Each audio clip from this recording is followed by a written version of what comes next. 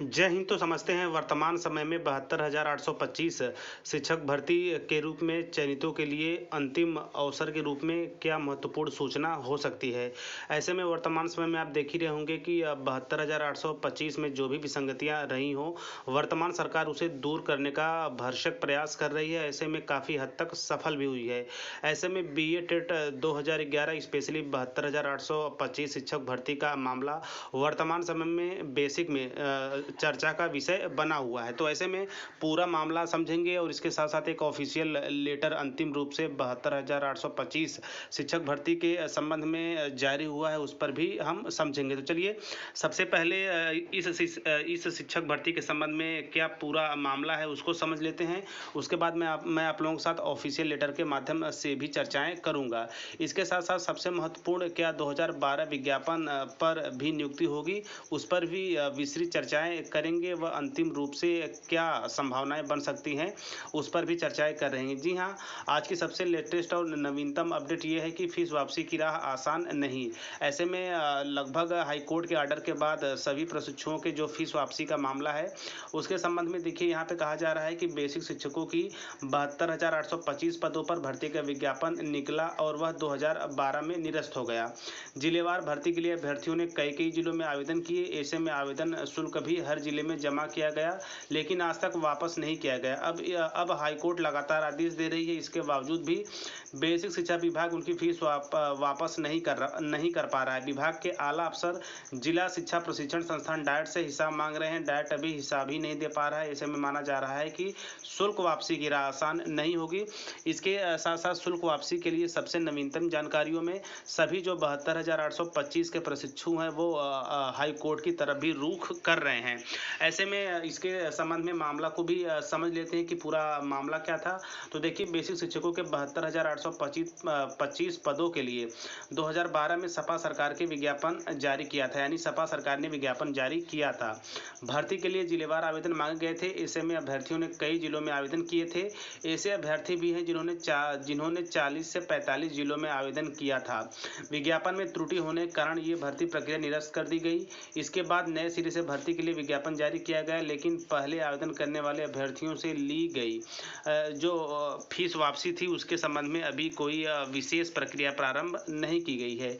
इसके साथ साथ देखिए आदेश में आप आदेश के अंतर्गत देख सकते हैं कि भर्ती के लिए सामान्य और ओबीसी अभ्यर्थियों के लिए 500 रुपये, एससी एसटी के लिए 200 रुपये शुल्क था। तो ऐसे में आप समझ सकते हैं कि कोई ओबीसी का विद्यार्थी या कोई ओबीसी का प्रशिक्षु यदि 40 से 45 जिलों में आवेदन किया होगा तो 500 के हिसाब से उसका कितना पैसा लगा होगा। और इसके साथ साथ कोई एससी और एसटी का होगा 200 के हिसाब से उसके 40 से 45 जिलों के राशि आप अनुमान लगा सकते हैं। इसके साथ साथ आगे चलते हैं तो देखिए लगभग यानी कि विभागीय सूत्रों के अनुसार अभ्यर्थियों से आवेदन शुल्क का करीब 290 करोड़ रुपए सरकारी खजाने में जमा हुआ।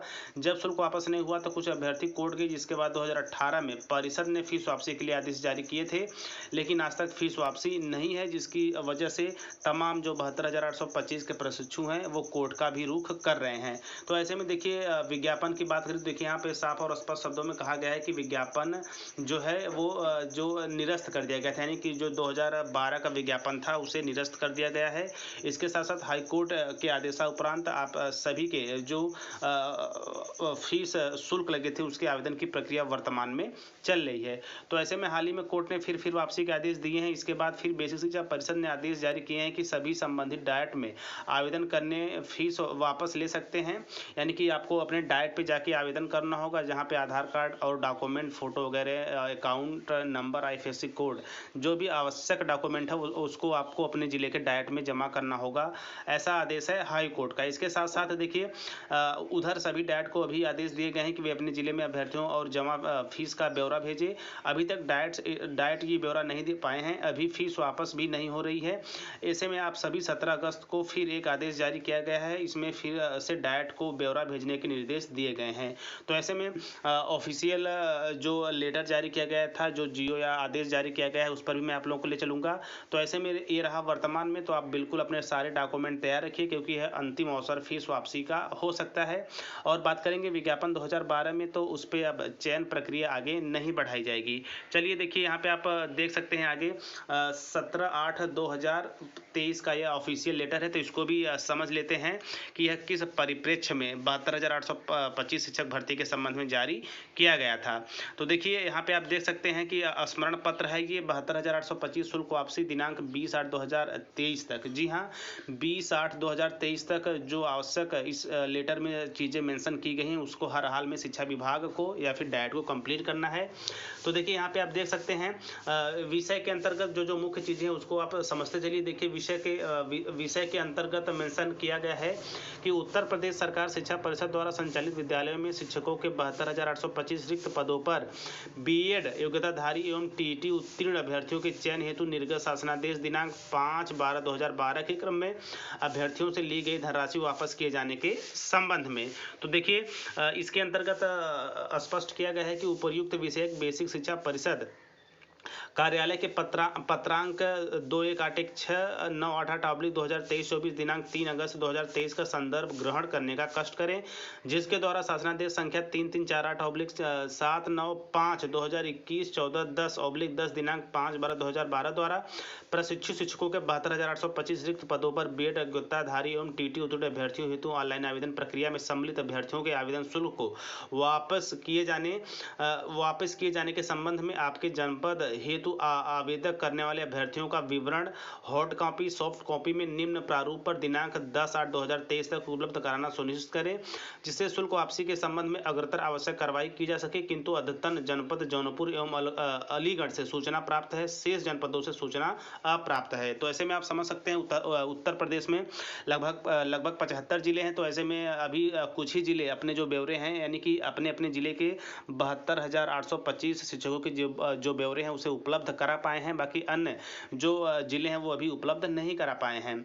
ऐसे में अद्यतन समस्त जनपदों द्वारा निर्धारित प्रारूप पर वांछित सूचना उपलब्ध नहीं कराए जाने के कारण शुल्क वापसी किया जाना संभव नहीं हो पा रहा है तथा अभ्यर्थियों द्वारा शुल्क वापसी के संबंध में माननीय न्यायालय के समक्ष वाद आयोजित किए जा रहे हैं। जी हाँ, जिसका जिक्र मैंने पहले ही कर चुका था कि अब इस फीस वापसी को लेकर तमाम 72,825 के प्रशिक्षु हैं वह हाईकोर्ट की तरफ भी कूच कर रहे हैं। तो ऐसे में देखिए उक्त के समय में आपको निर्देशित किया जाता है निम्न प्रारूप पर वांछित सूचना प्रत्येक दशा में दिनांक 20/8/2023 तक हार्ड कॉपी में परिषद कार्यालय को उपलब्ध कराना सुनिश्चित करें। तो ऐसे में देखिए यहाँ पे आप देख सकते हैं क्रम संख्या, नाम, पिता का नाम, कंट्रोल नंबर, जन्मतिथि, बैंक का नाम, खाता संख्या, आईएफएससी कोड, श्रेणी, धनराशि।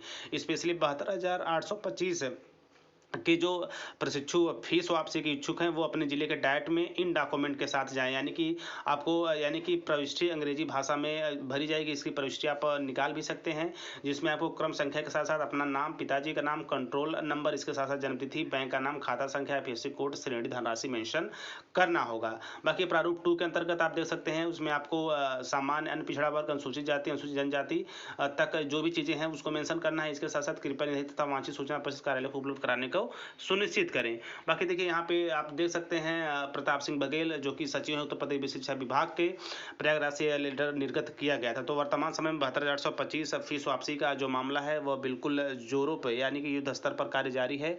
समस्त जो जिले भी अपने यहाँ प्रशिक्षुओं का जो डेटा है वो उपलब्ध नहीं करा पाए हैं बेसिक को, तो जल्द से जल्द वो उपलब्ध कराएं।